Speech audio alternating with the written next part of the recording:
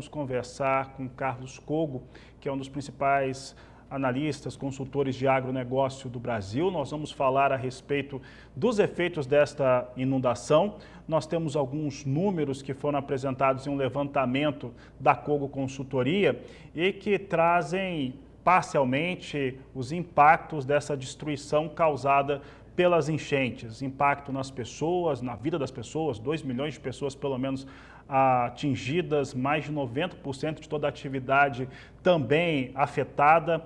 E o Carlos Cogo vai conversar conosco ao vivo pela internet, ele já está com a gente.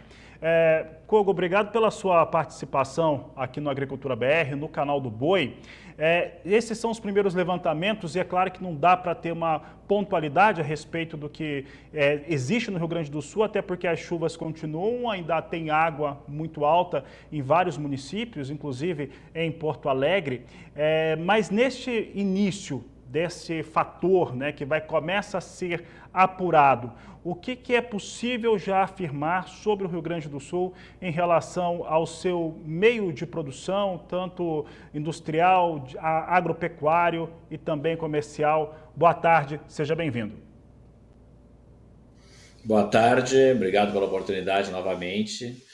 Após aquele primeiro levantamento que nós distribuímos para a imprensa em geral, foi no dia 6 de maio, agora passados aí 14, 15 dias do primeiro relatório, a gente já consegue ter uma melhor definição das perdas, aquelas perdas relacionadas a lavouras, ou seja, as perdas no campo. Ainda não é possível estimar de forma precisa as perdas dos produtos que já estavam armazenados, e a quantidade desses grãos que já estavam em armazéns é bastante grande, e essa perda, que será avaliada somente posteriormente, ela pode ser igual até ou maior do que as perdas ocorridas nas lavouras, né? Então nós temos agora um novo levantamento de perdas na soja, no arroz e no milho, e os danos ao plantio do trigo, que deveria se iniciar agora no Rio Grande do Sul.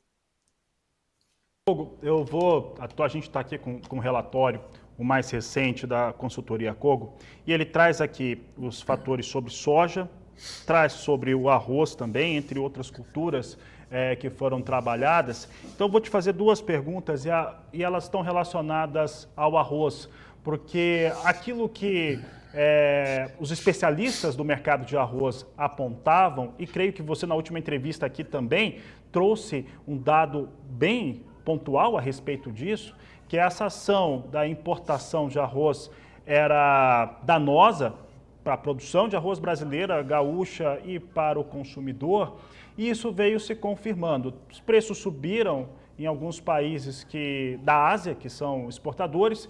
No Mercosul, a informação é que tem também uma alta, o próprio Ministério da Agricultura está afirmando que foi 30% de elevação. Nesse aspecto, principalmente do arroz gaúcho e o arroz que será importado pelo Brasil, o que se pode fazer para retroceder, às vezes, dentro de uma ação que parece que não é adequada para o momento? Exatamente, né? Só para todos que estão nos assistindo, nos prestigiando, entender qual é o drama dos produtores, o que foi negociado entre as entidades da cadeia produtiva de arroz e o próprio governo, na pessoa do ministro da Agricultura, foi uma suspensão do primeiro leilão de importação de arroz feito pelo governo, que deveria acontecer exatamente nessa terça-feira, e que sim, foi suspenso. E a segunda proposta era que, ao invés do governo importar, ganhasse um tempo aí avaliando os leilões, etc., e ao invés do governo importar, se retiraria o imposto de importação do arroz de terceiros mercados. O Mercosul não tem imposto de importação, a alíquota é zero, se reduziria a alíquota de terceiros mercados. Porém, a proposta era para reduzir a alíquota para 100 mil toneladas, e o governo autorizou a alíquota sem cotas, ou seja, para qualquer volume, e não por tempo determinado, até o final do ano. Então seria a possibilidade de trazer arroz, por exemplo, de países da Ásia ou dos Estados Unidos, até o final do ano, sem imposto. Isso contraria o que foi proposto pela cadeia produtiva do Rio Grande do Sul, e poderia trazer, deverá trazer, se confirmado tudo isso, as medidas já estão confirmadas e emitidas por parte do governo.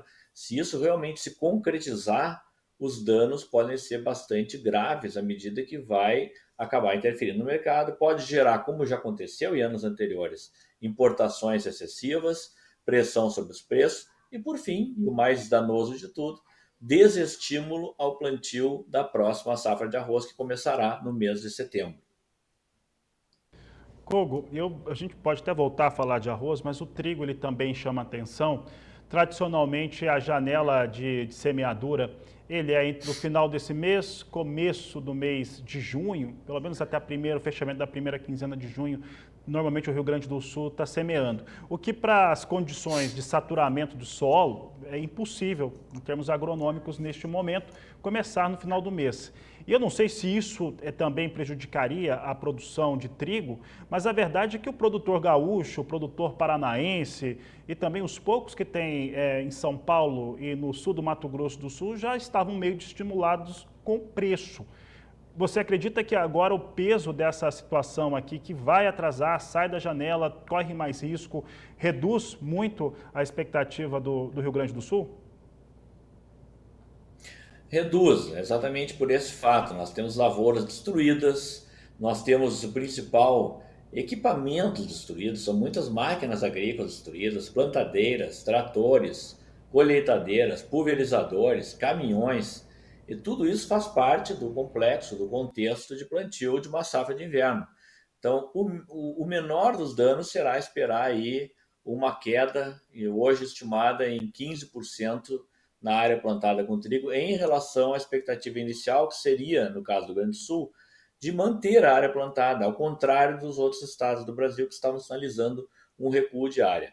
Nesse momento, então, que nós temos é, sim, de fato, uma redução de 10 a 15% na área plantada com trigo no Brasil nesta próxima temporada. Isso por si só, é bom que se diga, não garante uma melhoria de preço ao produtor, etc. Isso depende basicamente dos preços do trigo no mercado internacional, que, diga-se de passagem, estão em alta, como os preços do milho. Os preços do trigo e milho têm correlação no mercado externo e já estão em alta há mais de 40 dias e já são, sim, muito mais atrativos ao plantio no Brasil do que eram há 40 dias atrás. Isso pode levar, por exemplo, os produtores do Paraná a plantar uma área um pouco maior do que esperado inicialmente, eles que deveriam também reduzir a área, até para aproveitar a brecha que vai ser deixada pelo Rio Grande do Sul. O Rio Grande do Sul responde 45% da produção brasileira de trigo. Kogo, e agora eu deixo um pouco para falar de milho, porque eu vou falar também de produção de proteínas. E nessa questão, nós tínhamos ali mais de 80%, segundo os dados da Emater Gaúcho, acho que a última divulgação trazia acima de 84%, 85% a colheita no Rio Grande do Sul, o que é relevante por conta da indústria da cadeia produtiva integrada, como de frango e de suínos. No caso do frango, participação do Rio Grande do Sul ela é em torno de 10%, de suínos ela é muito mais expressiva, se eu não estou enganado, fica ali perto de 20% essa participação no estado do Rio Grande do Sul.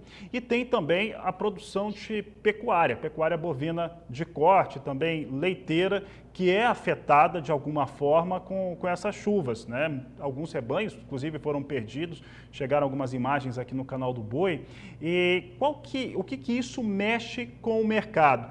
Pensando que produção de pecuária, de corte do Rio Grande do Sul, ela era consumo interno e exportação, atendia mercados, inclusive mercados mais exigentes.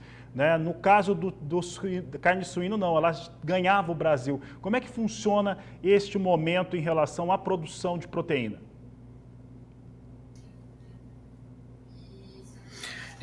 O impacto na cadeia de suínos realmente é mais forte. Temos as perdas de imagem, nós temos aqui já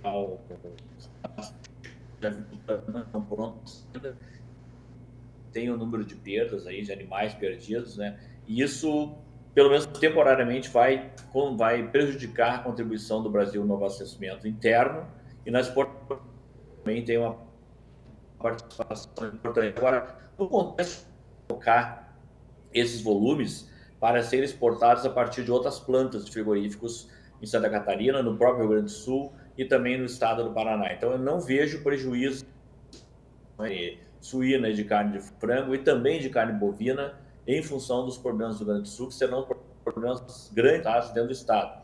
temos pastagens perdidas, necessidade de replantio de pastagens, mortes de rebanhos de animais, tanto pecuária leiteira como pecuária de corte. Mas esses danos a ponto de afetar o abastecimento nacional, a gente pode afirmar nesse momento que não. O mercado seguirá bem abastecido, sem problemas, a não ser problemas pontuais nas próprias regiões consumidoras do Rio Grande do Sul.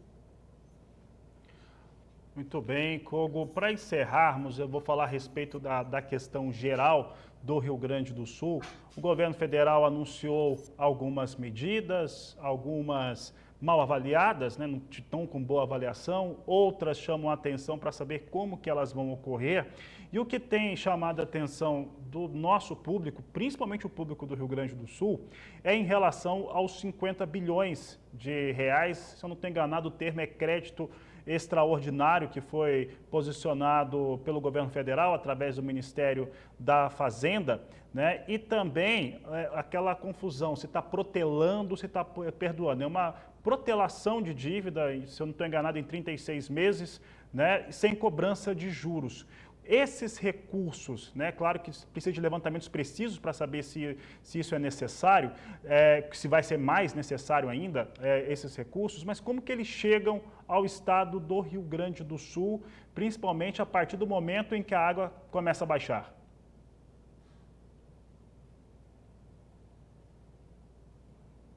Recursos, 50 bilhões na verdade, né? Grande parte disso são créditos, são empréstimos ao Estado. E quanto à renegociação da dívida do Estado, isso, pelas contas do governo, liberaria 11 bilhões de reais que não vão ser pagos através do principal da dívida e juros também, para que o governo do Estado invista aqui na recuperação, então, da infraestrutura, estradas, etc., estradas vicinais, estaduais. Isso, evidentemente, vai ajudar, toda ajuda é bem-vinda. Agora, há sim muita crítica no Estado do Rio Grande do Sul quanto à falta da sinalização clara de recursos para a recuperação das infraestruturas no agronegócio. O agronegócio gaúcho responde por 45% do PIB do Estado. E isso vai acabar trazendo problemas no plantio da próxima safra de grãos. O Estado tem ficado sempre entre segundo e terceiro maior produtor de grãos do Brasil e responde por uma parcela importante da nossa safra. E nós estamos com a safra de verão do ano que vem completamente comprometida em termos de infraestrutura, de armazéns convencionais, graneleiros, silos, maquinário, equipamentos, e isso não se tem ainda nenhuma sinalização de recursos para essa específica demanda de infraestrutura no agronegócio. Tá certo, Kogo. E para encerrarmos aqui a entrevista, esse é um assunto que, de certo modo, foge um pouco à nossa linha editorial aqui no canal do Boi, que é toda voltada para o agronegócio, mas essa questão contábil do Estado, ela é importante. Então, basicamente, esses recursos extraordinários que vão sendo cedidos pelo governo federal ou que serão cedidos pelo governo federal ao estado do Rio Grande do Sul, eles vão em formato, a maior parte em formato de empréstimos. Esta é que é a leitura? Exatamente, a maior parte é por formato de empréstimo. Essa foi a grande reclamação ao próprio governador. São empréstimos concedidos aí com situações diferenciadas, mas não há nenhuma doação de recursos em nível dentro do suficiente para o Estado nesse momento. Estamos seguindo, aguardando medidas mais concretas por parte do governo federal.